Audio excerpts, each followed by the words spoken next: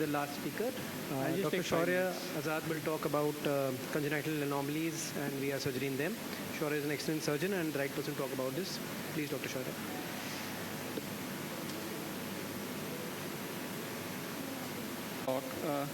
So basically congenital anomalies, what we will be talking about is choroidal colobomas and cavitary disc anomalies, which are basically morning glory, optic disc pit, and optic disc coloboma, peripapillary staphylomas. How to manage your cases with respect to, we don't go in for scleral buckling. Vitrectomy is the way to go in such cases. Preoperative lens status, as others have mentioned, is very important because we want an easy visibility in the surgery. Putting a band or not is totally dependent upon you, whether or not. In IFC generally do not put a band, but I prefer to put bands in either where there is extreme PVR or at least in cases where there is it's a phakic patient. When you are planning the ports, well, ports can be planned according to the normal limbus to ora distance, which is the same in these IFC eyes. This is not anything different. In a microphthalmic eye, maybe you can then try to gauge where you want to go in. Then the steps of surgery, well, I'll just say that one is that you have to debulk the vitreous quite a lot during the core vitrectomy in cases of IFC because of the fact that it's a formed vitreous and there's lots to take out. So first you have to debulk the vitreous and you have to do quite a good amount of vitrectomy before you actually try to lift the PVD, because otherwise the PVD would be heavy and you will not be able to lift.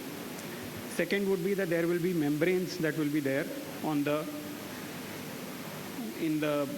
vitreous, which you can clear, then get a more better view before you actually try to lift the PVD.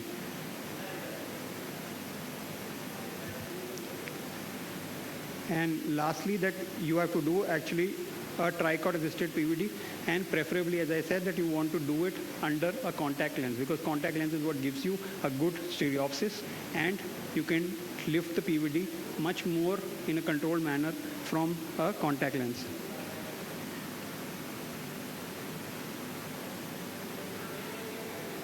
And you have to realize this also, that there is a vitreous that is there in over the intercalary membrane as well. So when you are peeling it, sometimes if the vitreous is stuck onto that side, then probably it will be difficult for you to peel.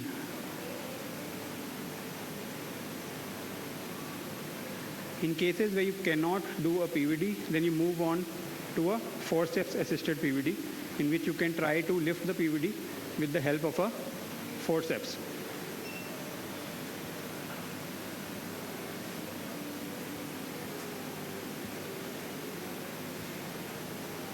So here we are trying to remove it with the forceps.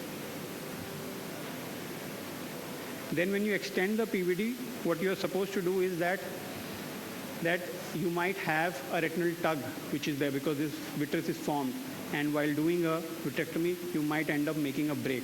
So in those cases you have to be very careful that you decrease your suction and then probably try to do it in a more controlled manner and keep your cutter port away from the retina. During the peripheral vitrectomy, you just don't go across the lens, because if it is a phakic patient, you can change your hands. You can do the left side vitrectomy with your left hand and the right side vitrectomy with your right hand. Breaks are mostly in the intercalary membrane or at the edge, so there's no problem in localizing that. You can simply just go ahead with the air fluid exchange and put your cannula inside the coloboma, and you will see the retina settling, and then you can move on with your laser and putting oil.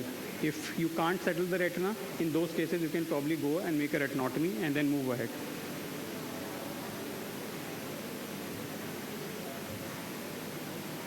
Then once you've done an air fluid exchange, there are quite a lot of membranes or that at the edge of the coloboma that are there, and it would be better if you actually go there and cut these membranes. Try not to make a break, but there is vitreous also attached to it, so you want to shave that vitreous off so that post-operatively does not cause any traction and any redetachments.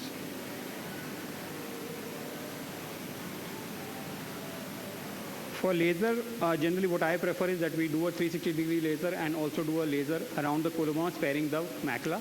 And in cases of redetachment, you can probably do a macula involving laser. So the next one is optic disc maculopathy. I'll not be taking much time on this. basically the step that is important is there are a lot of variations in PPV that one can have, whether it is with ILM peeling, without ILM peeling, whether it is with laser, without laser, with gas, without gas, with stuffing, without stuffing. I'll not go into it. Basically what you have to do is that you have to have a good knowledge of what exactly you're trying to do. So what is implicated is that anterior-posterior traction is there that is actually causing, so PVD is probably a step that you need to do. And the next would be that while doing a ILM peeling, if you have decided so, you do it slowly so that you don't land up making a hole, because some of these ODMs are long standing and they have a very thin retina right in the center. They have lamellar, outer lamellar macular holes, and you don't want to land up making a break. So that is something. Laser I do not prefer doing at the edge of the disc, and gas is something that I put, but it is again, it does not, it's not shown in studies that it actually aids in anything.